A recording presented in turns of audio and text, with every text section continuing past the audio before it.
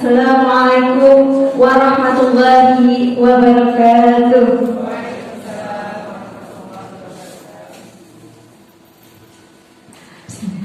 Alhamdulillahirabbil alamin wassalatu wassalamu ala asrofil anbiya'i wal mursalin sayyidina wa maulana Muhammadin wa ala alihi wa sahbihi ajma'in amma ba'd. Yang terhormat Ibu Mutiatus Salafi SPD selaku narasumber, yang terhormat Bapak Isro SPD selaku Kepala Sekolah SMP Plus Asyukur sekaligus tuan rumah, yang terhormat Ibu Daris Nurul Ilmiah SPD selaku Kepala Sekolah SMP Hasanuddin serta seluruh peserta bintang yang berbahagia. Pertama-tama, marilah kita ucapkan rasa syukur kita kehadiran Allah Subhanahu wa Ta'ala yang mana telah memberikan kita kesehatan sehingga dapat menghadiri acara bimbingan teknis pengembangan profesi pendidikan dan tenaga kependidikan tentang implementasi kurikulum merdeka, literasi, numerasi, serta pembelajaran peningkatan motivasi guru. Kedua kalinya, sholawat serta salam kita curahkan kepada junjungan besar kita Nabi Muhammad Sallallahu Alaihi Wasallam yang mana telah menuntun kita dari jalan kegelapan menuju jalan yang terang benderang, yakni ad-dinul Islam. Selanjutnya, saya atas nama pembawa acara akan membacakan susunan acara pada pagi hari ini. Yang pertama, pembukaan. Yang kedua, sambutan. Yang ketiga, penutup acara atau doa. Dan yang terakhir, pembukaan bintang pengembangan profesi pendidikan dan tenaga pendidikan tentang implementasi kurikulum merdeka, literasi, numerasi, pembelajaran serta peningkatan motivasi guru. Baik hadirin yang berbahagia, mengawali acara, marilah kita menyanyikan lagu Indonesia Raya. Kepada yang bertugas, disilakan.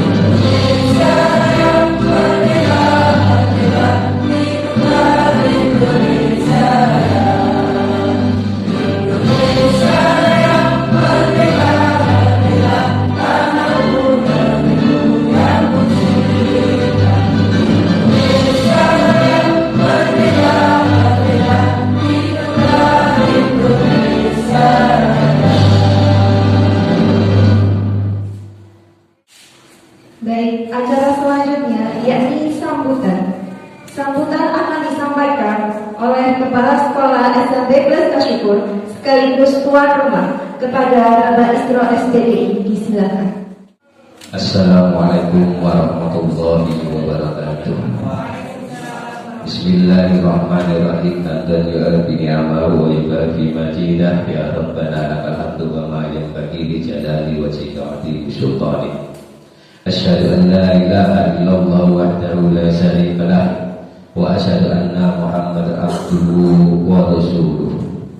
Allahumma sholli ala sayyidina Muhammad wa ala alihi wa sahbihi wa sallim. Radina billahi rabba wa bil islami dina wa bi Muhammadin nabiyya wa rasulah.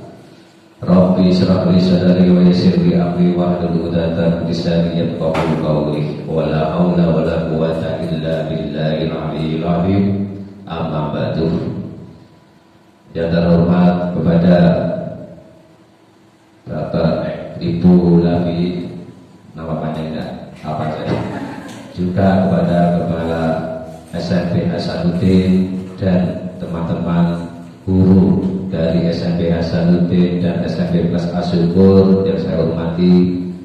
Marilah di pagi hari ini kita panjatkan puji dan puji syukur kehadirat Allah Subhanahu wa taala bi qaulina alhamdulillahirabbil alamin, yang telah mana kita bisa berkumpul atau bertatap muka dalam rangka bimbingan teknik kegiatan pengembangan profesi pendidikan dan tenaga kependidikan tentang implementasi kurikulum merdeka.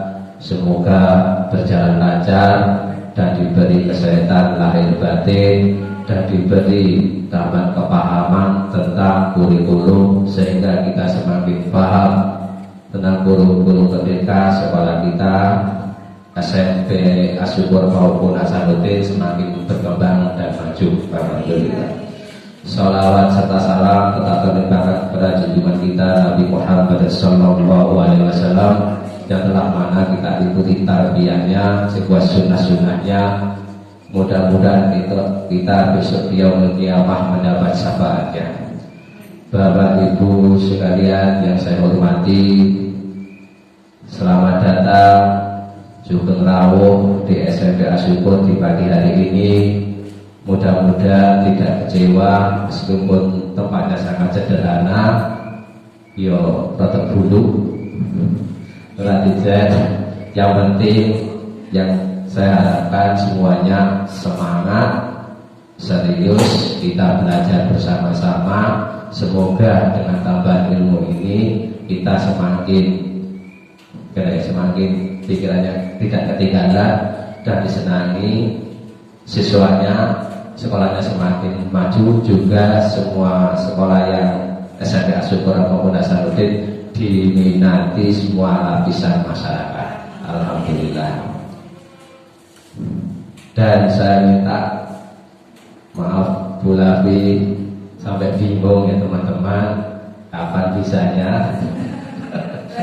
Ya saya maklumi memang kegiatannya Bu Lafi itu sangat penuh.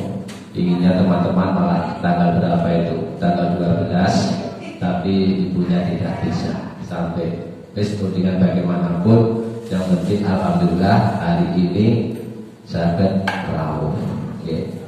Bapak Ibu sekalian, saya tidak lama-lama mengaturkan kula nyuwun agunge pangapunten, minta maaf yang sebesar-besarnya atas tempat dan persediaan yang sangat terbatas ini. Mudah-mudahan dengan menghadiri kita di dalam bimbingan ini nanti semakin bagus, semakin baik sekolah kita, semakin maju, gitu ya.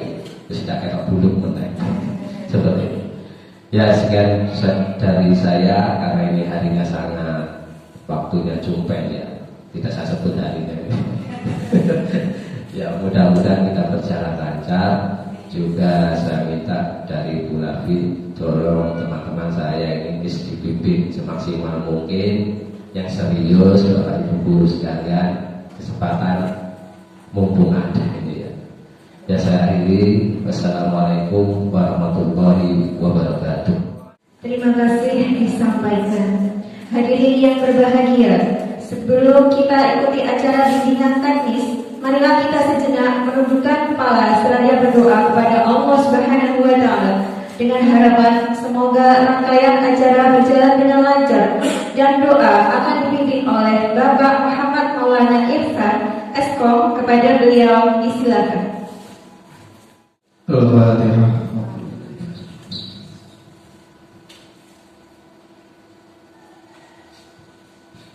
Allahumma salli wa sallim ala sayyidina Muhammad wa ala ali sayyidina Muhammad. Alhamdulillahi rabbil alamin. Hamdan syakiran hamdan na'iman hamdan bika Allah wa masjid ya Allah ya Rabbana lakal hamdu kama yanbaghi li jalali wajhika wa 'azimi sultanik. اللهم صل وسلم على سيدنا محمد صلاة تنجينا بها من جميع الأهوال والآفات وتقضي لنا بها جميع الحاجات وتطهرنا بها من جميع الشيئات وترفعنا بها الدرجات أعلى الدرجات وتبلغنا بها أقصاها من جميع الخيرات في الحياة وبعد الممات. اللهم إنا نسألك سلامة في الدين وعافية في الجسد وزيادة في العلم وبركة في الرزق وضربة قبل الموت ورحمة عند الموت ومغفرة بعد الموت. اللهم بأعنا في سكرات الموت ونجد من النار وأمان الحساب. اللهم أغنني بالعلم وزيد بالحب وأكرمني بالتقوى وأجبني بالعافية. اللهم يا مقلب القلوب ثبت قلبي العظيم يا حي يا قيوم برحمتك أستغيث وأصل لساني كله ولا تكلني إلى نفسي طرفة أبدا. ربنا آتنا في الدنيا حسنة وفي الآخرة حسنة وقنا عذاب النار. وصلى الله على محمد النبي وعلى آله وصحبه وسلم والحمد لله رب العالمين. الفاتحة. Amin, amin, ya rabbal alamin. Baik Bapak Ibu yang berbahagia, kemudian dengan berakhirnya doa, maka sampailah kita pada acara inti, yakni bimbingan teknis pengembangan profesi pendidikan dan tenaga kependidikan tentang implementasi kurikulum merdeka, literasi, numerasi, pembelajaran serta peningkatan motivasi guru yang akan kami serahkan sepenuhnya kepada Saudari Dwi Badia Andriani selaku moderator bimbingan teknis. Baik Bapak Ibu guru yang berbahagia, kami mengucapkan selamat mengikuti bimbingan teknis. Semoga sukses. Terima kasih atas perhatiannya. Dan saya atas nama pembawa acara sampaikan mohon maaf yang sebesar-besarnya. Sekiranya ada salah kata yang kurang berkenan. Akhir kata, billahi taufiq wal hidayah wa ridha wal inayah. Wassalamualaikum warahmatullahi wabarakatuh. Assalamualaikum warahmatullahi wabarakatuh. Oke, sebelumnya saya mohon maaf bila terjadi kesalahan kata atau ketika membimbing peserta semuanya. Sebelumnya selamat datang kepada Ibu Lavi selaku narasumber. Selamat datang kepada Bapak Ibu Guru SMP Hasanuddin Bagri di SMP Kasukur Sumbon. Mari kita ikuti kegiatan bimbingan teknis pada pagi hari ini. Sebelumnya saya mau kenalan, mau menyapa dulu. Nanti kalau saya bilang halo, jawab hai, betul ya? Halo. Hai. Oke, biar boleh blogi. Pulau maksudnya. Pada kegiatan bimbingan teknis mengenai pengembangan profesi pendidikan dan tenaga pendidikan implementasi kurikulum merdeka. Mungkin kalau dari kita yang memahami tentang pengembangan profesi pendidikan, yaitu semacam peningkatan pribadi dari seseorang untuk meningkatkan profesi kependidikannya. Dan pengembangan profesi tenaga pendidikan mungkin kalau dari lapangan selalu banyak faktor yang mempengaruhi pengembangan tenaga pendidikan atau tenaga pendidik bagi kita semua. Mungkin untuk kegiatan bimbingan teknis pada hari ini nanti kita akan dipandu oleh narasumber kita Ibu Lavi. Kita ikuti, nanti jika ada yang belum paham atau perlu ditanyakan bisa ditanyakan, gitu ya. Monggo Bu Lavi. Assalamualaikum warahmatullahi wabarakatuh. Waalaikumsalam warahmatullahi wabarakatuh. Terima kasih Bapak Ibu semangatnya sudah menjawab sama saya. Alhamdulillahirrahmanirrahim. Bismillahirrahmanirrahim. Alhamdulillahirabbil alamin. Alhamdulillahilladzi hadana li hadza wa ma kunna linahtadiya laula an hadana Allah. Assalatu wassalamu ala sayyidina Muhammadin wa ala alihi wa ashabihi ajma'in. Amma ba'du, fala haula wala quwwata illa billahil aliyyil azim. Yang saya hormati, saya muliakan Bapak Yai, Ibu Nyai, Pak Israf, saya selaku Kepala SMP Asukur, kemudian juga Bu Daris. Alhamdulillah hari ini kita akhirnya bisa memutuskan untuk bertemu. Yang saya hormati dan saya banggakan seluruh Bapak dan Ibu Guru, baik dari SMP Asukur maupun dari SMP Hasanuddin yang hari ini meluangkan waktu, membangun motivasinya sendiri untuk datang dengan tujuan tentu belajar gitu ya, sharing, kemudian untuk mendapatkan mungkin hal-hal baru atau hal-hal penting selama ini diperlukan kita perlukan dalam melaksanakan pembelajaran di kelas. Bapak dan Ibu, saya berikan ini sebenarnya kegiatannya tadi ya workshop mengembangkan profesi pendidik dan tenaga kependidikan. Tentang apa? Tentang implementasi kurikulum merdeka, utamanya tentang peningkatan literasi, numerasi, kualitas pembelajaran, serta peningkatan motivasi guru. Itu yang akan kita laksanakan. Bapak dan Ibu, saya belum tahu, saya masih meraba-raba tentang kurikulum merdeka ini. Bapak Ibu yang dibutuhkan apa? Gitu. Karena kurikulum merdeka ini hari ini memasuki tahun keempat, ya, memasuki tahun keempat. Nah, sekarang sudah menjadi kurikulum nasional yang namanya tidak lagi kurikulum merdeka gitu ya, sudah menjadi kurikulum nasional. Maka semua sekolah madrasah yang ada di Indonesia berarti wajib menggunakan kurikulum ini yang sekarang sudah menjadi kurikulum nasional. Nah, di tahun keempat diberlakukannya kurikulum merdeka, mulai dari yang pertama masih uji coba begitu ya. Nah, seperti SMP Bida itu hari ini yang tahun ketiga gitu. Nanti tahun 2024 2025 itu tahun ketiga. Nah, Bapak dan Ibu juga kan sudah memasuki tahun ketiga juga. Maka saya hari ini bertanya dulu gitu. Yang dibutuhkan Bapak Ibu dari implementasi kurikulum merdeka ini sejauh memasuki mungkin tahun kedua atau tahun ketiga ini sing perlu banget kita bahas pada Bimtek hari ini itu tentang apa gitu. Ini ya kita nanti akan biar pas aja Bapak Ibu fokusnya di mana gitu. Karena kalau nggak gitu, kadung tak mulai dari mana ternyata sudah balik lagi, sudah paham, sudah dilakukan, nah kan kayak gitu. Nah Bapak Ibu nanti dari mana? Nih ya, kita workshop implementasi kurikulum merdeka. Tapi sebelum itu Bapak dan Ibu, saya ingin mendengar pikiran Bapak Ibu semua tentang hal-hal yang membuat kurikulum itu berubah. Next Pak, next ya. Nah, Bapak dan Ibu, perubahan kurikulum itu kan sudah terjadi berkali-kali, gitu ya. Mulai bangsa Indonesia punya Kementerian Pendidikan, Kementerian Agama, ada sekolah formal begini, itu kurikulum ada ganti sampai yang terakhir kurikulum K13, kemudian sekarang kita pakai kurikulum nasional, kurikulum merdeka ini.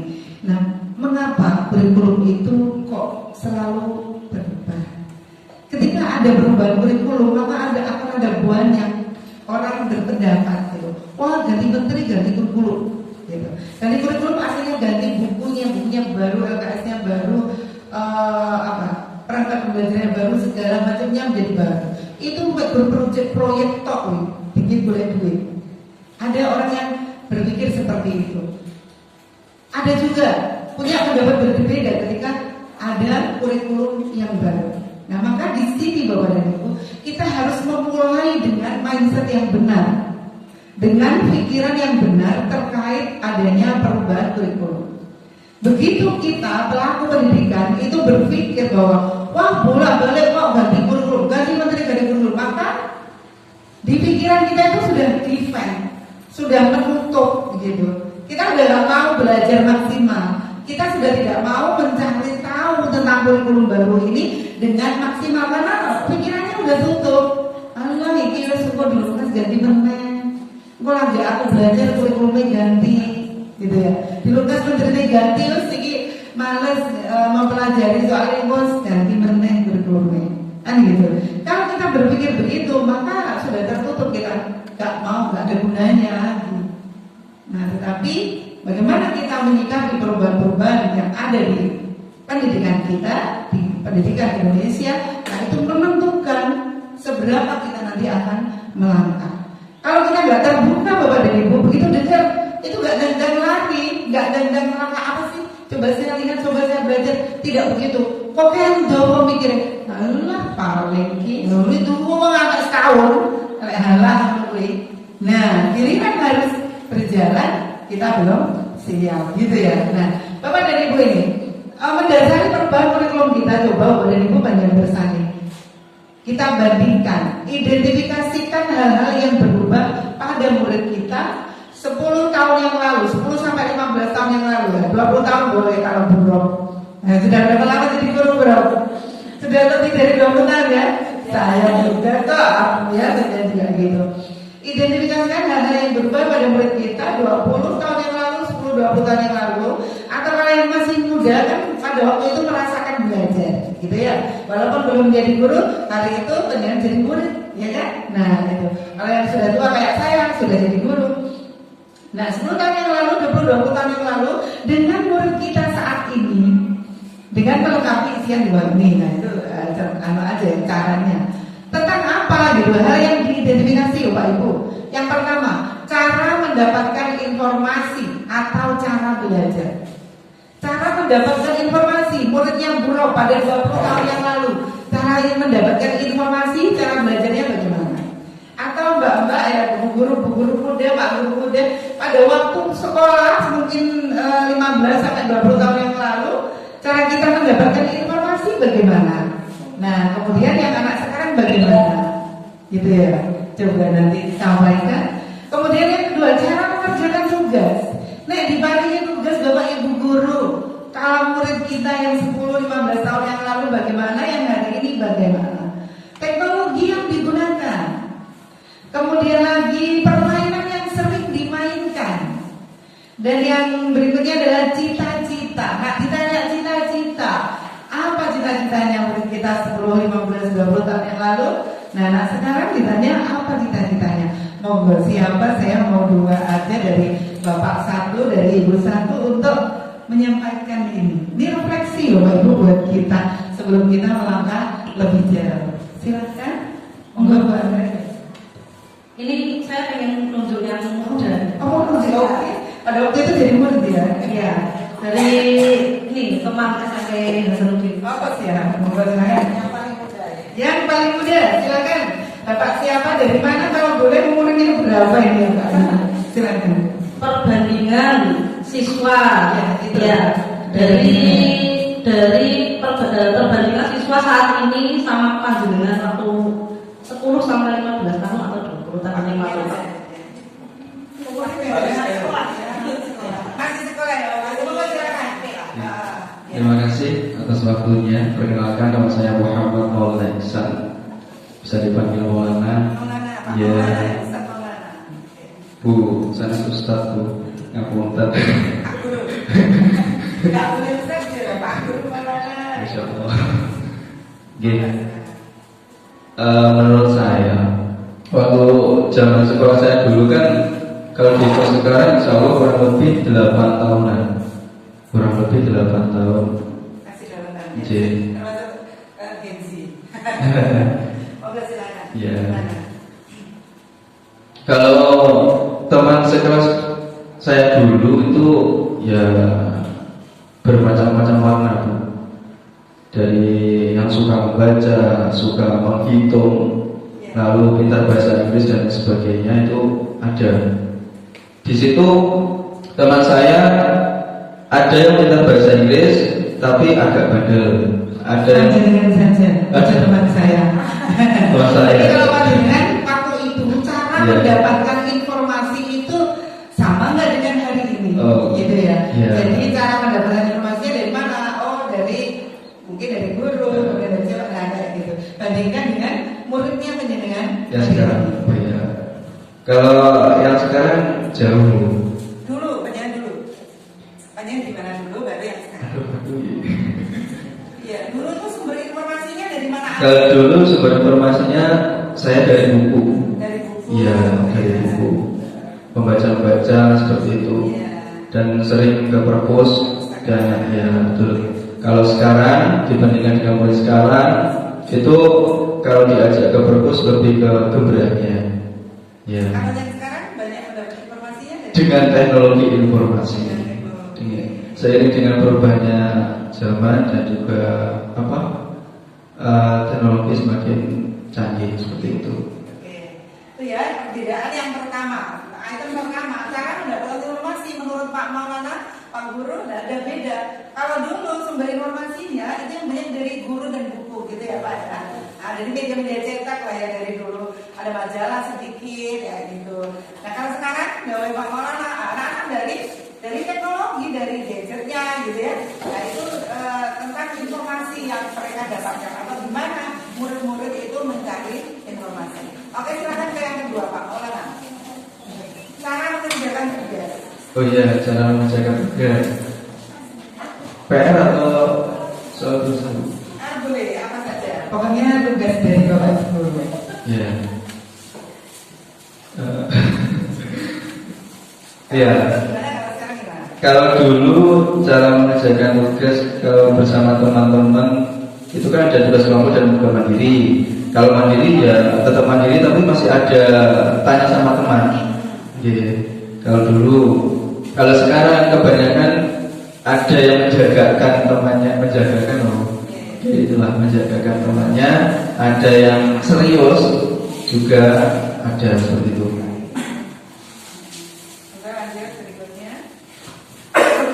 Teknologi yang sering digunakan sekarang ini yaitu yang dulu ya. Kalau yang dulu itu kan ada 10 tahun yang lalu teknologi yang sering digunakan anak-anak apa gitu. Kalau hari ini teknologi yang banyak digunakan apa? karena dulu saya nggak pegang HP loh. Berarti jawabannya gitu. Tapi kalau 10 tahun yang lalu anak-anak teknologinya apa yang banyak televisi, ya, video gitu ya, pola-polanya tapi hari ini mereka menggunakan gadget yang terkoneksi dengan internet kayak gitu ya. Oke. Itu beda kan ya 10 tahun yang lalu dengan hari ini. Oke, lanjut Pak Maulana. Permainan yang sering dimainkan waktu dulu ada entek. Sukanya paling suka menangan atau kalah? Menangan bu. Oh, menangan. Entek. Jepretan karet. Jepretan karet. Wah sekarang. Anchor terus. Mau anchor. Iya. Kayak gitu. Mereka bertemu teman-teman. Iya banyak bu. Di sana sering ngobrol bahkan tidur dijual pernah bu. Dijual. Kayak menang itu uangnya dijual. Umbul ya ngono. Apa jenis umbul itu? Dapat buahnya juga dijual. Kecek ya ngono dapat buahnya dijual. Iya. Sekarang gimana Pak? Kalau sekarang lebih ke gadgetnya bu. Sekarang lebih ke gadgetnya. Mereka berkumpul bersama-sama, tapi banyak tidak ngobrolnya. Iya banyak melihat HP-nya. Banyak melihat HP. Bahkan ada teman yang ingin ngobrol bersama dia itu masih fokus pada HP-nya. Iya betul. Bapak Ibu guru apa juga ada? Iya kadang-kadang ada. Ibu guru juga terhadap kayak gitu ya. Oke, kayak dulu yang terjadi di mainan ya, permainannya. Terakhir cita-citanya Pak. Cerita saya bu. Enggak, cita-citanya anak dulu sama anak. Ya cerita saya. Kebanyakan anak dulu itu cita-citanya gimana, kalau sekarang gimana? Dulu itu ada teman saya bu. Niku plek pulau. Ye, sering-sering biasanya ya jam cilik ya omongannya ngomong tinggi semangat deh. Cita-citamu apa? Cita-citaku tentara. Tentara. Ye, kasihnya plek pulau. Ye sami tentara gitu. Tapi keringan itu. Ya, setidaknya kalau tentara apa ya yang mirip-mirip tentara gitu. Jadi kan pengen jadi tentara. Dulu banyak bu. Selain tentara saya ingin menjadi pengusaha. Memang beda di situ. Oke. Tapi nggak tahu. Teman-teman ada nggak yang pengen jadi guru, dokter kayak gitu ya? Pada 10-15 tahun yang lalu, anak-anak kalau ditanya gitu, anak-anak cita-citanya apa? Gitu. Jawabannya biasanya apa? Tentara, terus polisi, dokter gitu ya. Oke, kalau hari ini pernah nggak nanya? Hari ini kebanyakan bingung bu. Aku lupa lah. Mau terus aja. Itu berarti untuk motivasinya semangat masih kurang. Gitu, oke. Hari ini tidak tanya cita-cita apa cita-citanya nanti secara besar gitu. Itu masih bingung karena banyak banget referensi ya, gitu ya. Belum menentukan, berarti perlu bimbingan ya untuk mereka mampu menentukan cita-citanya karena cita-cita kan penting ya untuk mengawal mereka hidup. Oke, terima kasih Pak Maulana, tepuk tangan untuk Pak Maulana. Iya. Saya juga di ruangan ini mulai dari Pak Isra kemudian Bapak berdoa. Saya auranya itu bersama kiai-kiai semua saya di sini. Pak Isro, saya nggak pernah mendengar pidatonya. Begitu mendengar Pak Isro pidato, suaranya itu udah apa itu aura kiai, aura dai gitu ya. Ternyata Pak Maulana juga begitu. Alhamdulillah saya bersama orang-orang soleh hari ini. Semoga tertular orang soleh kumpulan Maulana ya kan. Oke, terima kasih. Boleh boleh Ibu kita minta bantuan untuk ini. Coba Ibu langsung aja ya dari yang pertama 2, 3, 4, 5. Niki kalau bandingkan sama yang sudah Oh iya. yang bukan yang itu tapi yang pengalaman Iya, betul. Senior, sudah senior. Assalamualaikum warahmatullahi wabarakatuh. Waalaikumsalam. Terima kasih kepada Guru Lafi yang telah membimbing ini. Mudah-mudahan Bapak Ibu ini semakin semangat gitu ya. Karena apa? Kurikulum ini bagi saya juga membingungkan. Dulu K13 terus kurikulum Merdeka ini bagi saya belum begitu paham tentang kurikulum Merdeka. Nah untuk itu, untuk membandingkan ini, cara mendapatkan informasi sekarang dengan dulu juga banyak perbedaan. Ya, kalau saya dulu itu cara mendapatkan informasi itu cukup dengan melihat TV dan dengan penjelasan guru. Tetapi dari saya dulu itu murid-murid itu semangat dulu, seperti saya itu semangat sekali. Yang ya itu sebelum guru datang itu teman saya dan saya itu sudah ada di kelas. Tapi sekarang itu kok memandang menanti gurunya dulu seperti itulah. Untuk mendapatkan kebaikan seperti dulu mungkin Ibu bisa menjelaskan nanti mungkin. Terus cara mengerjakan tugas dulu itu semangat mengerjakan tugas itu. Kalau ada PR temannya itu tanya, Bu ada PR ayo dikerjakan. Terus Ibu itu nggak ngoprak-ngoprak Bu, seperti anak saya dulu sinau. Tapi sekarang itu bedanya Bu. Bapak, Ibu guru, tahu yang muda-muda itu, yang dilihat cuma HP ya. Nah, anaknya suruh belajar, terus ibunya main HP, itu tidak baik Bu ya. Kalau saya biasakan sebelum anak saya belajar, saya nggak pegang HP dulu, nggak lihat TV dulu, gitu. Terus teknologi yang sering digunakan dulu itu apa ya? Ya cuma TV itu Bu, TV, radio, ya, cuma punyanya ya cuma itu, jadi ya itu saja. Terus permainan yang sering dimainkan. Gimana Bu? Teknologi yang sering digunakan oleh anak sekarang. Jadi Ibu membandingkan kalau yang dulu itu hanya TV, radio, kalau hari ini, nah itu ya langsung dibandingkan. Ya, kalau yang sekarang gimana sekarang? Kalau sekarang itu cuma HP Bu. HP, dan kalau ada tugas-tugas itu, kalau pondok itu alasannya gini, tugasnya kok nggak diselesaikan, nggak boleh pegang HP loh Bu. Jadi ini cari tugas tidak harus dengan HP, saya kan gitu. Dan dari buku kan bisa itu, tapi anak sekarang malas sekali. Mungkin kalau saya dulu kan tanya-tanya dengan mbah-mbah, dengan nenek-nenek itu kalau ada tugas bahasa daerah mungkin diceritani enggak banyak itu. Kalau permainan yang sering dimainkan, kalau saya dulu itu barsodor, terus dakon. Kalau sekarang game pakai HP itu. Jadi kalau sudah main game itu jangan sulit sekali nggak bisa dikendalikan. Itu bukan anaknya loh Bu.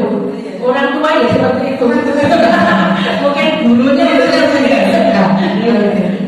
Terus untuk cita-cita, mungkin kalau kita dulu semangat gitu ya. Kalau cita-citanya apa? Kalau yang dulu jawabannya banyaknya apa? Kalau saya dulu kan tertarik dengan gurunya kan baik. Terus Jadi guru jadi guru gitu. Kalau anak-anak muridnya buruk, ketika ditanya, yang murid yang zaman 10-15 tahun yang lalu, ketika ditanya, anak-anak nanti cita-citanya apa kalau udah gede? Jawabnya apa? Yang banyak yaitu jadi dokter Bu. Jadi dokter. Ya, jadi dokter, jadi tentara, jadi polisi gitu. Kalau yang dulu kok Sedikit. Oke. Nah, kalau yang sekarang Bu, pernah nggak tanya yang sekarang sekarang. Anak-anak cita-citanya apa nanti kalau udah gede gitu? Pernah nggak nanya? Ya pernah tapi kok bingung. Jawabannya apa? Enggak ada masalah ada Ya apa ya Bu? Bingung begitu itu. gitu ya. Masih pada bingung. Ya seperti itu mungkin dari saya. Apabila ada kurangnya saya mohon maaf yang sebelumnya. Cuma itu informasi dari saya. Assalamualaikum warahmatullahi wabarakatuh. Waalaikumsalam warahmatullahi wabarakatuh. Pertanyaan untuk Bu Bulog. Ya, saya menjawab kita. Terima kasih Bu Bulog. Bapak dan Ibu itu gambaran.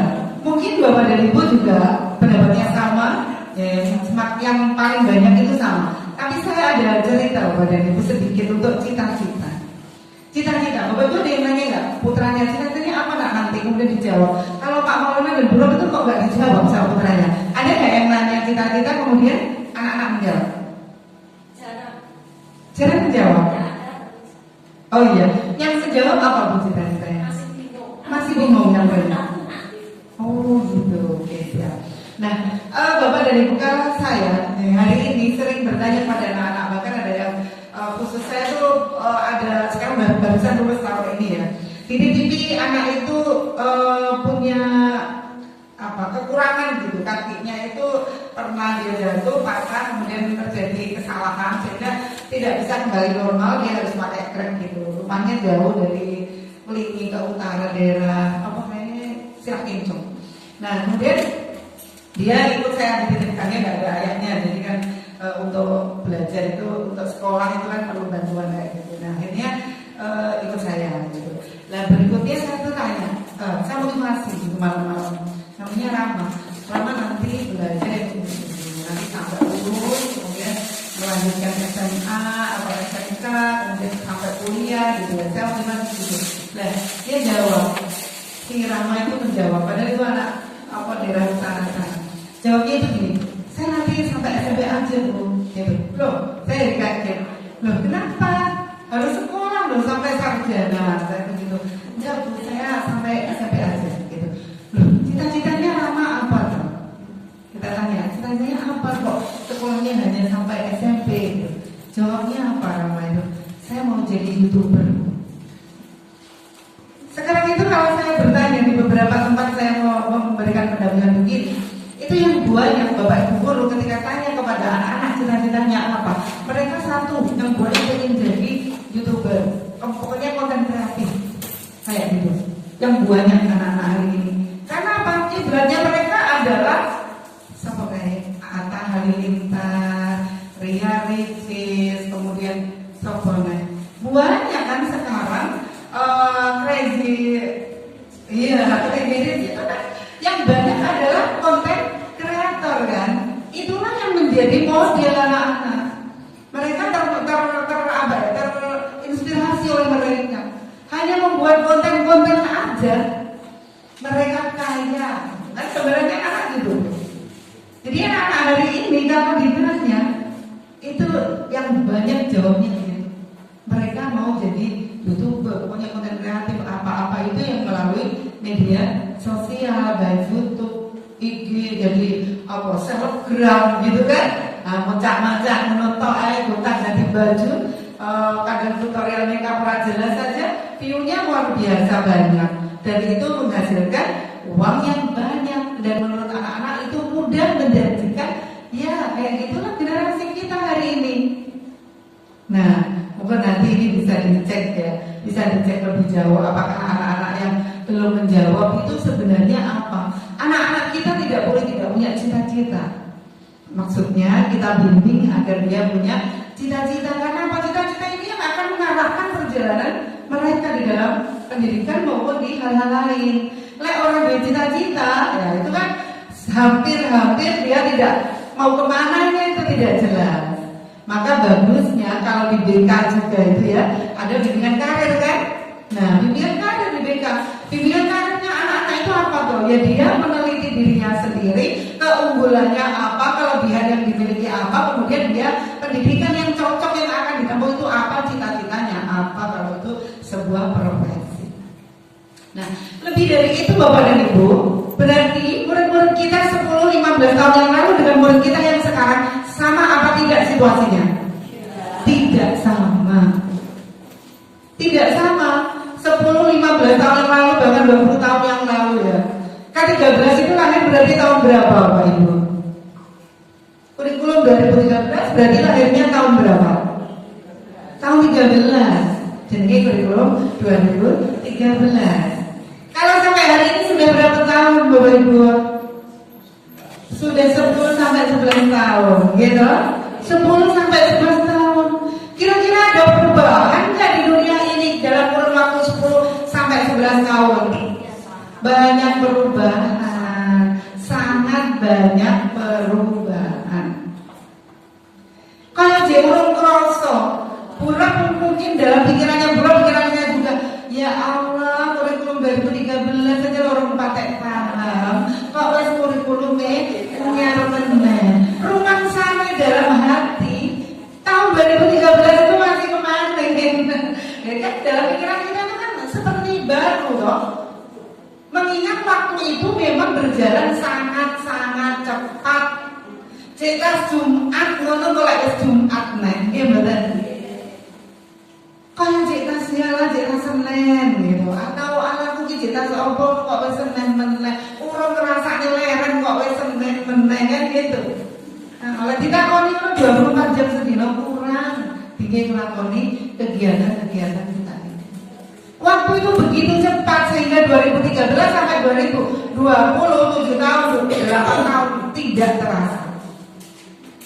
Saya juga umurnya 50 orang rasa rumah saya lupakan C0 rumah saya ada ini sore sudah banyak waktu kita lewatkan dan mungkin Bapak Ibu banyak yang kurang maksimal kita di dalam mempergunakan waktu ketika kita tidak benar-benar menghitung waktu, menghitung hari itu baru penting.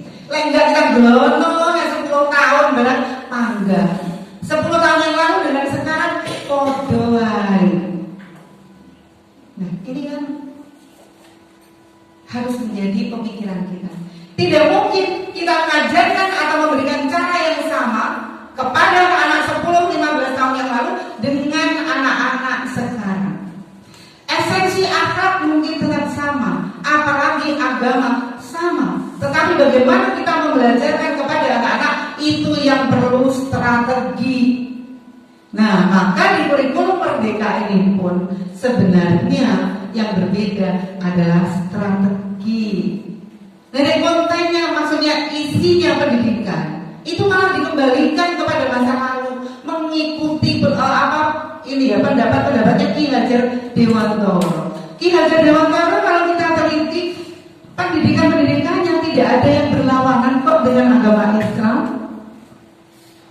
Tidak ada yang berlawanan dengan agama kita. Esensinya, konten isinya tidak ada yang berlawanan. Jadi di kurikulum Merdeka ini lebih pada strategi bagaimana kita mengakomodasi gaya belajarnya anak-anak hari ini. Kemudian juga situasi global. Anak-anak hidup pada zaman yang sudah seperti ini, di mana mereka selalu bawanya itu teknologi. Yang jadi balik pada masa 20 tahun yang lalu yang ada hanya TV dan radio. Ya mereka nggak akan bisa hidup. Mereka akan terisolir dari zamannya. Padahal kita kan sering mendengar ya, katanya itu Dawai Sayyidina Ali, ajarilah anakmu untuk hidup pada zamannya. Oh jadi diajari anakmu untuk hidup sama dengan zamannya ayah ibunya. Kalau ayah ibunya itu loh, ketika punya anak pertama usia 20 tahun, berarti kalau menurut kan ya jadi pada seperti ibunya hidup 10 tahun yang lalu. Kalau kita tidak mau belajar, itu Bapak Ibu. Jadi esensinya tidak berubah, akhlak tetap, moral tetap, budaya kerjasama, kolaborasi, menghargai tetap. Tapi bagaimana pembelajaran kita bisa diterima oleh anak-anak dan bisa diterima oleh dunia. Anak kita nggak terkucil di tengah globalisasi. Kalau ada ngotot, lah ya kasihan toh mereka, gitu ya. Tapi akhlaknya harus tetap kita kembangkan, gitu ya. Akhlakul karimah seperti bapak ibu gurunya, seperti ayah ibunya itu tetap. Seperti tidak akan berubah bahwa anak harus menghormati orang tua, yang muda harus menghormati yang lebih tua, yang lebih tua harus menyayangi yang muda. Apa berubah? Tidak kan? Nah, tidak berubah. Tapi bagaimana konsep-konsep itu bisa diterima oleh anak-anak, kemudian dilakoni oleh anak-anak. Inilah mengapa kurikulum harus berubah. Jadi sebenarnya tidak ada esensi yang berubah, tapi strategi. Jadi guru hari ini harus bagaimana, kan gitu. Anak-anak pegangannya ini perangkat teknologi, bapak ibu gurunya jangan ketinggalan, kan gitu. Agar kita bisa bersama anak-anak. Anak-anak maunya pakai teknologi, bapak ibu gurunya nggak mau. Nah itu jadi masalah akhirnya. Pembelajarannya mungkin kurang menarik bagi anak-anak karena anak-anak maunya pakai teknologi. Punya lab TIK jadi anggur nih. Ayo dimaksimalkan. Sampai kemarin itu yang punya kerumbuk-kerumbuk itu sampai dibintek ulang bagaimana memaksimalkan penggunaan kerumbuk. Sampai kementerian mengatakan kalau kerumbuk tidak berguna di lapangan, tidak digunakan oleh bapak dan ibu guru untuk belajar, maka kerumbuk akan ditarik. Nah kan sampai seperti itu. Dari kementerian sudah melakukan survei.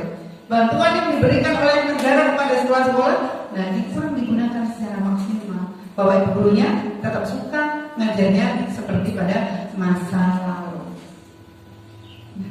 Inilah Bapak dan Ibu, mengapa saya memaparkan ini untuk kita refleksi.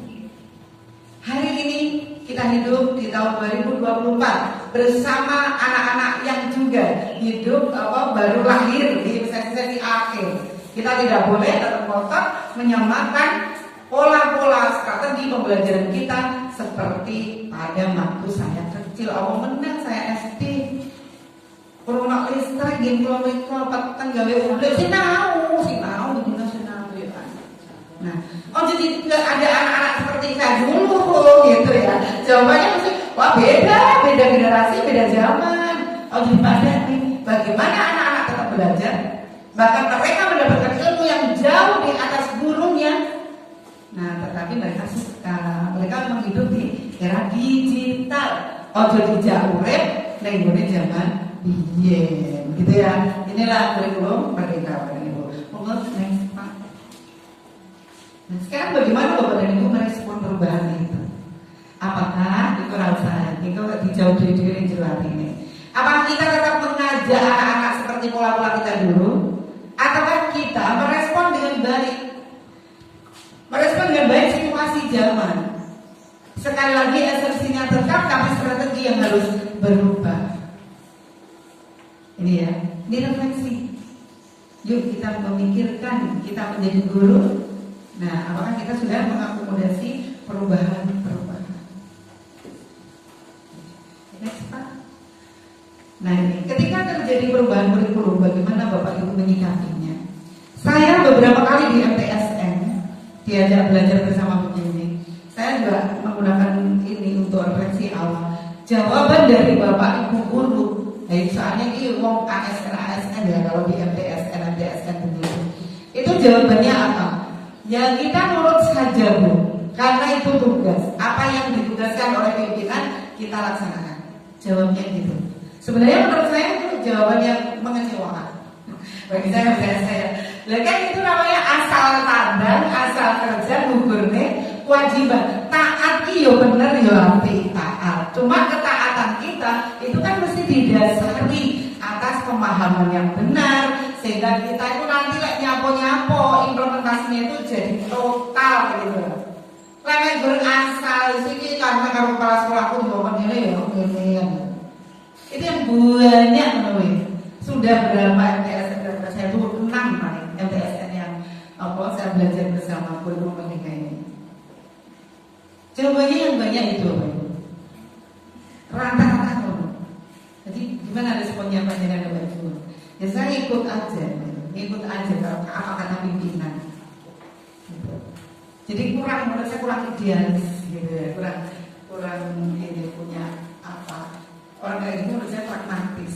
Jadi ya udah, aku kan kerja apa yang disuruh ya kali gitu. Lah lek ngono kuwi tondo-tondo lek lakoni biasanya enggak maksimal. Pokok bukune wajib cetak sentuh. Itu yang buahnya. Ini mau beban yang refleksi. Ketika ketika terjadi perubahan kurikulum, bagaimana kita menyikapinya? Apakah kita mau respon dengan belajar, mempelajari? Kita harus menunjukkan bahwa kurikulum ini tentu tidak begitu saja lahir, tetapi sudah dikaji oleh para ahli. Walaupun di luar sana tetap terjadi pro kontra. Kalau Bapak dan Ibu melihat di TikTok, di YouTube kan banyak juga yang ahli mengatakan bahwa tidak cocok dengan ini. Bahkan hari ini Pak Nadiem sebagai menteri, kalau Bapak Ibu lihat ya di HP, di melalui TikTok atau IG atau YouTube, banyak banget yang mengatakan bahwa apa itu tukang ojek kok jadi menteri gitu ya. Ketika memilih tukang ojek jadi menteri, katanya kok tukang ojek jadi menteri pendidikan, dia mesti seorang ahli pendidikan bla-bla. Tapi apa dia seperti itu? Kita mesti melihat juga latar belakangnya. Gak mungkinlah Pak Presiden itu juga asal. Beliau kan bukan orang politik, Pak Nadiem Makarim, bukan orang dari partai politik. Jadi tidak ada kepentingan politik di sana. Kita harus harus ini ya, balance gitu loh. Gak reaktifnya itu ketika melihat perubahan itu seperti itu. Ini ganti kurikulum berapa. Kalau Bapak Ibu mau mengkaji kurikulum 2013 dan kurikulum Merdeka, kurikulum nasional ini tidak banyak berbeda. Podo malah isi-isi ini. Di kurikulum 2013 saya sudah membaca kurikulum 2013. Itu juga diamanatkan untuk melakukan asesmen pada kelas 5. Tapi belum bisa dilaksanakan pada masa kepemimpinannya Pak Nuh. Sudah Bapak Ibu ada asesmen diagnostik, formatif, sumatif, itu sudah ada sejak zaman dulu kala. Terus kan biyen ujian formatif, sudah ada, bukan hal barunya pusat kok bodoh ribut katanya ini hal baru. Kemudian pembelajaran berdiferensiasi sudah ada ket biyen mulo. Saya terus pernah bingung pada waktu di di penilaian guru itu loh, PKG. Nah, di situ kan mesti ada satu instrumen yang bunyinya apakah Bapak dan Ibu guru memperhatikan perbedaan individu peserta didik. Itu sudah ada sakurunge kurikulum Merdeka. Pendidikan yang menunjukkan membedakan atau memperhatikan perbedaan individu peserta didik. Hari ini dijenengi pembelajaran berdiferensiasi. Kan Bapak? Itu yang bahasa Inggris yang sudah diakomodasi menjadi bahasa Indonesia. Jadi bodoh memperhatikan perbedaan individu peserta didik. Wis kan piye? Lah kula mboten paham dari tanya pengawas Pak dulu itu ya, belum Pak ini loh Pak, kok selalu guru itu ditanyakan kompetensinya. Bapak Ibu dalam pembelajaran memperhatikan perbedaan individu apa tidak? Loh, kalau saya memperhatikan itu buktinya apa toh Pak? Gimana toh Pak? Kan dulu kan diajari, enak yang tulisan di kurikulum, tapi guru-gurunya tidak diajari piye toh perbedaan individu ini. Piye toh Bapak Ibu guru itu kalau caranya memperhatikan kan maksudnya kita udah tahu, utamanya saya waktu itu jadi bingung. Nah, terus gurunya nyerang nggak jelas gitu ya tahu. Nah, akhirnya pengawas pada waktu itu menjawab. Pertanyaan ini itu sekolah mana ngerti. Dijawabnya gini, loh itu buktinya kalau saking ini jawabnya, kalau saya udah kayak pertanyaannya. Itu di RPP-nya panjenengan Bu nanti munculnya di RPP-nya Bu Nafi itu ada nggak menunjukkan metode pembelajaran yang bervariasi. Berarti itu panjenengan memperhatikan perbedaan individu peserta didik. Ini pun kan bienenten. Hari ini dijenengi pembelajaran berdiferensiasi. Tadi asesmen sudah saya singgung dari dulu sampai AN kelas 5 sebenarnya di kurikulum Merdeka di kurikulum 2013 sudah diamanatkan. Tapi urung tahu dilakoni. Kelas 8 SMP ada di sana diamanatkan. Tapi sudah mewacanakan Pak Nur ya, Menteri Pendidikan sebelum Pak Nadiem, mewacanakan penghapusan UN. Mungkin biar UN itu harus dihapus kayak 2013. Tapi yang rumahani soalnya apa? Mindsetnya bangsa Indonesia itu merubah mindset itu tidak mudah. Bisa dibully orang Indonesia. Oh Indonesia mau ngerti apa-apa harus bully ya. Apa meneh saiki YouTube, TikTok ini Bu. Itu Bu, Pak. Jadi tahun 2013 amanat-amanat itu sudah ada. Jadi pokoknya saya melihat Pak Nadiem dengan kurikulum merdeka, tapi kalau itu mau ngelakoni di apa ya di model ulang begitu, dilakoni apa yang ada dulu di 2013. Ada mohon terapkan sana. Nah, mungkin ya kenapa 2013 nggak bisa melaksanakan? Pak Nung itu analisa pribadi saya aja. Pada waktu menjadi menteri kan sudah cukup sepuh ya, sudah senior. Padahal beliau itu orangnya brilian banget ya, luar biasa banyak Pak Nung. Pak Nadiem mungkin banyak belajar dari Pak Nung. Nah, beliau orang senior, maka deputi dirjen itu kan udah seumuran beliau, udah senior, udah sepuh gitu. Sehingga mau pakai orang sepuh kan beda sama anak muda yang revolusioner gitu ya. Nah itu ada banyak, ada di dalam diri Pak Nung, jadi nggak iso berat brok. Padahal itu pikiran beliau tuh sudah ada seperti itu. Kan yo pada waktu itu kan udah sepuh atau ada ngomong dijen sudah sepuh. Beda sama Pak Nadiem, padahal modal bagi gue ya Allah saya modal dia 2 tahun ini. Tapi Pak Nung nggak ngelakuin. Menghilangkan UN siapa yang berani? Pak Nadiem kan? Adalah wacananya udah dari zaman Pak Nung menjadi menteri. Karena UN itu membelenggu dan membuat banyak kecurangan. Dia punya orang ketika lulusan itu ditentukan oleh hasil UN, maka sekolah-sekolah berlomba-lomba untuk berbuat curang agar anaknya lulus 100%. Nyata loh itu. Nyata orang yang negeri, orang yang swasta.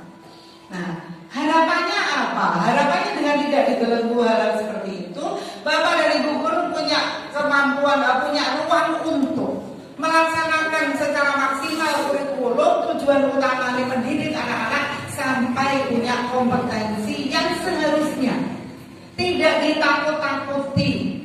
Ning perkara apa ketika tidak ditakut-takuti orang malah termotivasi, tapi iso-iso malah blunder. Lah iki perkara ning awake dhewe. Wis penak tidak ditakut-takuti, kita sendiri yang tidak bisa memotivasi diri untuk mencapai maksimal. Ini bahwa ada orang Indonesia banyak Bapak Ibu yang seperti itu. Jadi nglakoni apa-apa iki mergo ditakut-takuti, diancam, ada batasan, ada ini, ada itu. Bukan karena kesadaran untuk mencapai puncak. Nah, ini wakil sih lain kita itu. Dua menangnya kita ditakut-takuti. Jadi lah orang kalau dinas ini deadline-nya tanggal 13 berarti ya orang dilakoni. Lah semua pada deadline orang kok baru dilakoni. Itu iya, itu kebiasaan kita yang kira-kira perlu dipertahankan atau perlu dirubah? Bahagia. Nah, iya. Oh perlu dipertahankan gitu. Kebiasaan-kebiasaan seperti itu sukanya itu gitu. Ya, sukanya kita. Saya juga sama dengan penjenengan, saya kan orang Indonesia. Jadi sebenarnya kita itu begitu diancam-ancam gitu. Maka sama kalau orang-orang sufi ya sama mereka kan bertanya gini, kalau seandainya tidak sholat itu juga tidak diancam neraka, nek sholat tidak dijamin surga, kira-kira sholat neraka gitu ya. Nah ini gitu. Padahal kita kan tujuannya apa? Tujuannya kita beribadah sebagai hamba Allah. Sebagai guru tujuan kita apa? Ya memaksimalkan potensi peserta didik. Kan gitu ya. Tujuan kita di guru membantu anak-anak gitu. Agar potensi-potensi yang ada pada diri mereka itu maksimal dibantu Bapak Ibu guru, dibantu ayah dan ibu. Ini ya refleksi kita. Oke, next Pak. Nah, Bapak Ibu kita udah masuk ke implementasi kurikulum merdeka. Kurikulum merdeka, kurikulum nasional hari ini istilahnya. Itu terdiri dari apa? Itu komponen bunderan begitu ya kurikulum. Yang pertama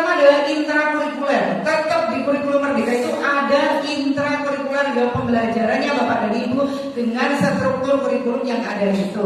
Itu namanya intrakurikuler. Ada mapel-mapel di sana, wajib.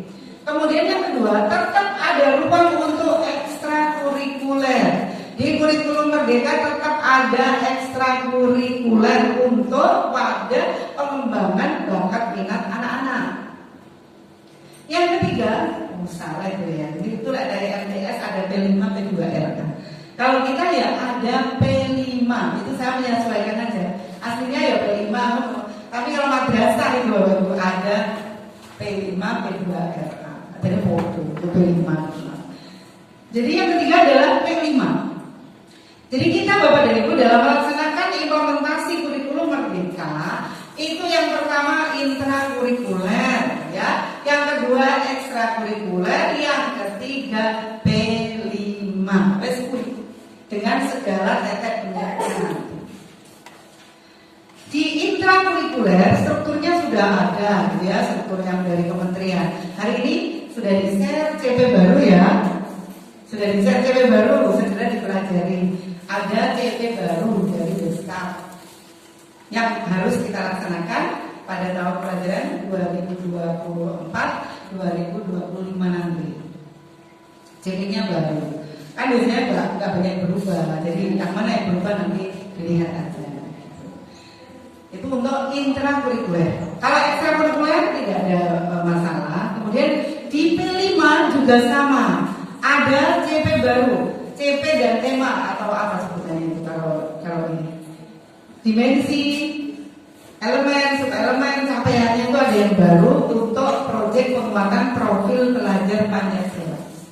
Nah nanti kalau misalnya Bapak Ibu belum, kita bisa share ya, maksudnya belum dapat. Memang masih baru kok ya, baru di share. Mungkin di FYP udah pada didapat gitu ya.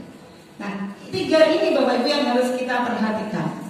Intrakurikuler, ekstrakurikuler, dan P5. Saya tidak akan bahas ekstra. Itu udah tetap seperti dulu. Nah, sekarang yang intrakurikuler, yang di pembelajaran.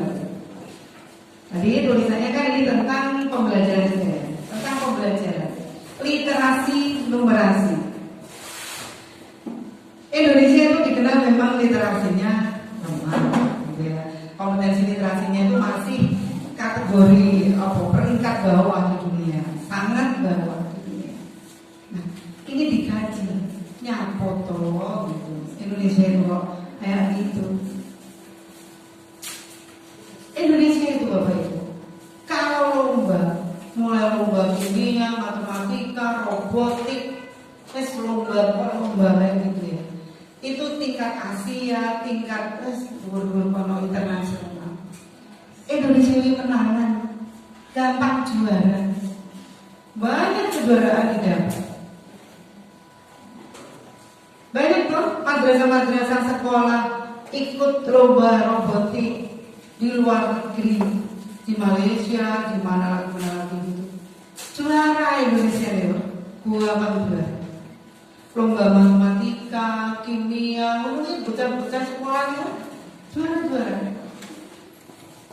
Tapi dene nyapo peringkat literasinya Indonesia itu, literasi numerasinya kok jauh di bawah. Akhirnya cocok loh jadi koyo-koyo boten cocok mau juara, bosan yang negara ini peringkatnya itu di bawah.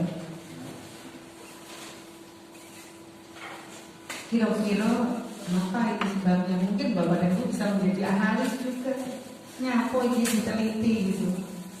Cari data juara Indonesia itu gampang banget. Madrasah-madrasah itu banyak yang punya ekstra robotik.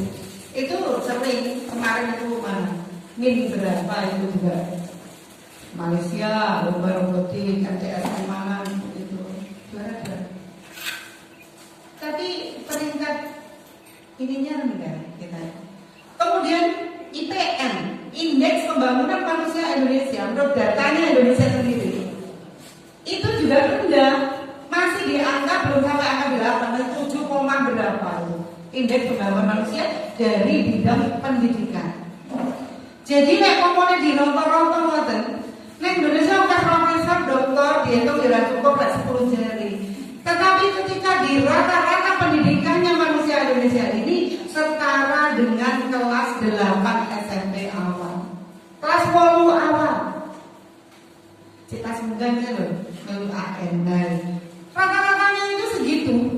Indeks Pembangunan Manusia Indonesia di bidang pendidikan.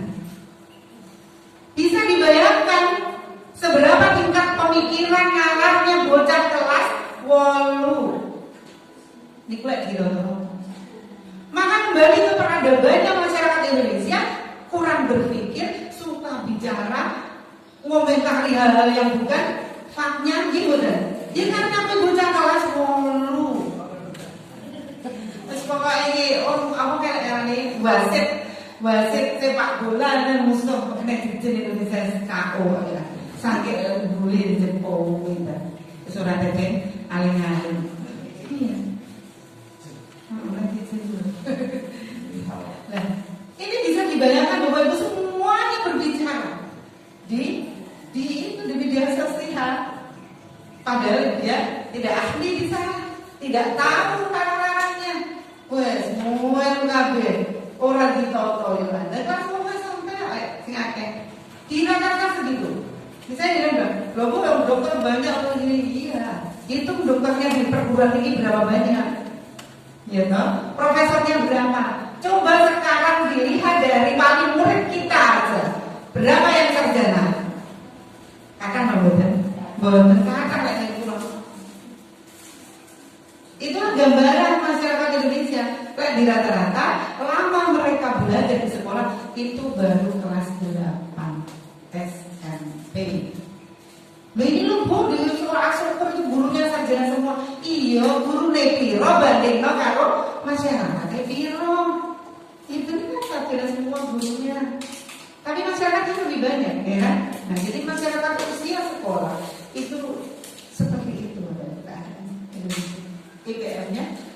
Arep kita kok bunuh itu lah seurungnya saya 7 koma. Maka tidak mudah ketika kita itu mengedukasi, mengajak masyarakat, ngomong tentang pendidikan. Saat ini kan kuatkan nggak saya orang tua ya yang latar belakang pendidikannya mungkin kurang, kemudian juga ada masalah ekonomi yang harus diselesaikan atau tidak seperti itu. Nyekolahnya putra dari rumah sendiri mendidik anak itu cukup dengan dimasukkan ke sebuah lembaga pendidikan. Wes mosok bodoh anakku tak sekolahnya lek anak apa-apa elake berarti sing salah gurune. Gitu. Ini lagi guru atas guru nih gara-gara gara-gara bis rekreasi kecelakaan mesti salah gurune. Ya gitu loh masyarakat. Tidak mudah mengedukasi masyarakat karena memang ya keadaannya seperti itu. Bapak Ibu guru harus sabar, kuat juga. Gampang salah, orang tahu benar. Gitu. Kayak gitu IPM kita. Jadi di intrakurikuler ya, kenyataannya seperti itu. Gampang jual. Nah, tapi IPM-nya rendah, tingkat literasi secara dunia kita sangat-sangat rendah. Nalar pikirnya rendah, literasinya rendah. Jadi di PISA itu bisa dilihat Indonesia itu berapa. Maka dengan kurikulum ini sekali lagi sakjane setiap kurikulum ini cuma Kementerian Pendidikan itu pengen memasifkan, pengen dilakoni benar apa yang ada di dalam kurikulum, apa yang sudah digariskan di dalam kurikulum, dilakoni. Ojo mek tertulis di dalam kurikulum pembelajaran memperhatikan individu peserta didik, pembelajaran berdiferensiasi, asesmen kognitif, asesmen diagnostik, asesmen formatif dan asesmen sumatif. Terus lagi apa? Penilaian otentik. Nah itu hanya ada di dalam tulisan. Orang dilakoni karo bapak ibu guru. Lek zaman saiki karo ke zaman biyen carane mulang podo, carane penilaian podo, barang-barangnya podo. Nah, maka tidak akan beranjak. IPM kita tidak akan beranjak. Peringkat kita di literasi numerasi juga tidak beranjak. Maka ya hanya kita, Bapak kita sendiri yang akan bisa meningkatkan kualitas pendidikan kita. Karena kita guru. Kita adalah ujung tombak dari pendidikan ini. Kita guru. gitu. Nah, maka ini adalah tugas kita. Nah, di intrakurikuler itu yang paling ditonjolkan adalah itu Bapak Ibu. Bagaimana kita melaksanakan pembelajaran. Banyak yang jawab, sekarang di kurikulum merdeka itu guru sudah habis untuk belajar PA, udah di PMA, ini, gurunya gak sempat ngajar. Nah, lagi saya kulit sopo. Saya yakin yang gak gitu tuh orang-orang yang nyinyir aja. Pati emosi naung, pati mau bekerja keras, mau belajar. Kalau yang memang bertujuan untuk meningkatkan kualitas pendidikan kita, kualitas anak-anak kita, insya Allah tidak akan. Nah, dia pembelajaran berdiferensiasi, pembelajaran berpusat pada peserta didik, memperhatikan perbedaan individu peserta didik. Berdiferensinya dalam hal apa? Dalam hal prosesnya berdiferensiasi, dalam hal konten isinya berdiferensiasi, dalam asesmennya berdiferensiasi. Karena memang kita sesuaikan dengan ini tadi kondisi anak per anak. Iya, karakternya, kemudian capaian awalnya kan asesmen diagnostik kan. Nah itu asesmen awal itu untuk melihat anak saya mau saya ajari ini, mereka itu pengetahuannya tentang ini seberapa. Kan dilihatnya di sana. Ojo bocah umum dasar pokok moro-moro gitu. Tidak yang sudah dikatanya tinggi. Maka kalau sebenarnya di kurikulum yang diamanatkan kita ini sejak dihapuskan seperti UN kayak gitu, asesmen itu adalah hak prerogatif guru.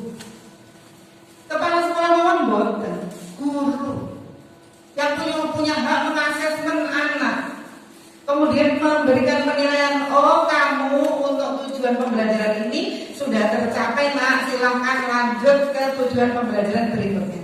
Itu adalah guru, bukan orang lain, bukan instansi seperti misalnya NKKS, KJMP, dinas dan seterusnya. Bukan beliau, tapi yang berhak mengasesmen adalah kita sendiri, guru. Karena belajar, anak-anak belajar gitu ya. Tujuannya apa toh? Semua anak akan mencapai tujuan pembelajaran, Bapak Ibu. Tujuannya anak-anak mencapai tujuan pembelajaran. Lalu tujuan pembelajaran yang buat gurunya, ya kan? Di breakdown dari CP, ya kan? Dari CP Bapak Ibu buat TP, kan betul toh? Nah, TP inilah yang akan dicapai oleh anak-anak yang buat gurunya. Yang membuat apa berikutnya? ATP-nya juga gurunya. Yang membuat kriteria KKTP-nya juga gurunya. Lah kok iso diuji oleh orang lain? Nah, itu logikanya di sana. Kecuali orang lain sudah kita bekali, Pak tolong diujikan anak saya ini anak saya ini tujuan belajar ini, kemudian kriterianya begini, ini sudah saya ajarkan begini. Tolong ini nanti diuji di sana. Itu kan belum tentu plek dengan karep kita, belum tentu cocok plek dengan karep guru ini. Jadi guru ini yang paling utama. Dan di asesmen kurikulum merdeka ini Bapak dan Ibu, kita tidak diamanatkan atau tidak diwajibkan untuk melaksanakan penilaian bersama akhir semester, akhir tahun, kayak gitu betul. Karena penilaian itu hanya ada penilaian awal atau diagnostik, kemudian formatif. Formatif itu kan di tengah ya, untuk melihat apakah pembelajaran ini cocok atau tidak. Kemudian penilaian sumatif akhir lingkup materi. Setiap selesai satu materi, nah Bapak dan Ibu melaksanakan asesmen. Itu untuk yang materinya sedikit. Lah kalau materinya banyak, kayak matematika, IPA, bahasa Indonesia, nah, maka asesmennya tidak harus setelah selesai satu lingkup materi. Boleh dibagi menjadi 2 atau 3. Soalnya kalau sekali buahnya nanti materinya, satu lingkup materinya buahnya, maka itu boleh dibagi. Kalau PAI kayak saya cukup 1 kali asesmen untuk satu lingkup materi. Itu yang wajib dilakukan dilakukan oleh guru dan pastikan penilaiannya itu benar. Instrumennya benar-benar memotret capaian belajar anak-anak kita. Nah, maka dengan begitu Bapak Ibu udah punya nilai, nanti nggak bingung kalau mau rapotan kan. Nah, tema 1 asesmen sumatifnya udah dapat angka ya. Terus kemudian diskusinya juga sudah jelas, artinya kriteria-kriterianya di situ. Kemudian nanti materi 2, materi 3, materi 4 dan seterusnya. Ada berapa materi dalam 1 semester. Nah, di musim misalnya KKS itu memberikan ada jadwal PAT misalnya ya, dari akhir tahun, dari akhir tahun, kemudian akhir semester pas. Bapak Ibu yang merasa mapelnya yang diampu itu penilaiannya atau asesmennya itu kurang lengkap atau ada yang perlu diulang gitu ya, maka boleh. Tetapi tidak harus mencakup seluruh materi gitu. Kan kalau PAT itu kan semua materi muncul di dalam 1 ujian begitu kan. Nah, ini tidak begitu Bapak Ibu. Asesmennya tetap terlingkup materi. Gitu. Jadi kalau saya ada 2 tema mau asesmen boleh. Ya, tema 1 asesmen, tema 2 asesmen. Nah, maka kalau kita mengikuti ini sekolah Bapak Ibu tidak mungkin sulit kalau pakai buku nilainya itu buku nilai yang manual. Bapak Ibu bagusnya pakai laptop karena kan enak. Oh, ini kriterianya apa, deskripsinya apa gitu ya. Bapak Ibu menilainya seperti itu. Tapi kalau mau ditulis juga nggak masalah, boleh tulis saja. Yang jelas caranya melakukan asesmen itu per lingkup materi. Nah, apa ujian kayak KKS, kayak dinas itu tidak boleh ya. Yang untuk mau silakan, tapi itu tidak diamanatkan di kurikulum kita ini. Gitu. Jadi kayak hasil beda, karena kami sekolah bergerak dan harus melaporkan hal-hal seperti ini, itu tidak mengikuti asesmen yang dilaksanakan oleh KKS. Jadi kami asesmennya model seperti ini. Tidak ikuti. Karena Bapak Ibu guru misalnya asesmen itu bisa bervariasi. Satu tujuan pembelajaran ada yang produknya pakai Canva, ada yang pakai rekam tulis biasa, ada yang video, ada bervariasi. Satu mata pelajaran itu bisa bervariasi bentuk asesmen produk yang dilakukan, yang dihasilkan oleh anak-anak. Yang penting tujuan pembelajarannya sama, apa yang dicapai dijelaskan di situ itu sudah sama. Baik guru tinggal berikan penilaian. Nah, ini salah satu diferensiasi di dalam asesmen. Yang mungkin sulit kan di konten, Bapak Ibu. Misalnya TP-nya ini, kemudian anak-anak itu norno, nang jero kelas norno iso. Sing perkalian urung iso enek, sing wis pinter perkalian yo enek. Nah, ini kan nanti kontennya bisa berbeda. Nah, ini yang menurut saya itu agak krusial, agak susah untuk dilaksanakan di kelas. Tiap kali diskusi, tiap kali lokakarya ini menjadi perbincangan karena memang tidak mudah. Tidak mudah dalam arti gimana ya? Tak kelas nomor kontennya itu kan ya agak sulit gitu loh biasanya. Nah, variasi produk gampang, variasi proses metode pembelajaran KPB-nya beda gampang. Nah, tapi kalau konten itu benar-benar agak susah. Nah, kita mencatat siapa sampai apa, itu kan menjadi berat ya. Nah, inilah di intrakurikuler, utamanya di pembelajaran dan asesmen. Ada yang mengatakan, kemarin itu dari SMP Serengat menyampaikan. Sekarang itu di kurikulum Merdeka katanya. Sikap itu kok menjadi tidak diperhatikan. Kalau dulu kan ada penilaian predikat A, B, C kan begitu. Nah, sekarang kok tidak ada. Padahal kan termasuk untuk masuk ke SMA, SMK itu tidak diperhatikan. Kalau menurut saya tidak begitu. Kita hanya diberikan CP loh, Bapak. Ketika kita menurunkan CP menjadi TP, ketika menurunkan CP, membreakdown CP menjadi TP, tentu dari TP yang kita buat itu ada unsur-unsur karakter, unsur-unsur sikap, unsur-unsur Jadi kita sendiri yang memang membuat TP-nya, bukan kok semua tentang pengetahuan, tidak. Kalau di K13 kita kan sudah dikasihnya sudah semuanya, KD-nya sudah dikasih, ya toh? Nah, dan sekarang di Merdeka KD-nya kita buat sendiri yang namanya TP itu tadi. Maka Bapak Ibu ya memasukkan di sana unsur keterampilan, unsur sikap, menunjukkan sikap beriman dan bertakwa kan gitu. Itu kan dari unsurnya sikap kan. Nah, kemudian pengetahuannya memahami, mengimplementasikan dan seterusnya. Keterampilannya mengimplementasikan. Di sini ada, kita mau diparnikum dengan CP.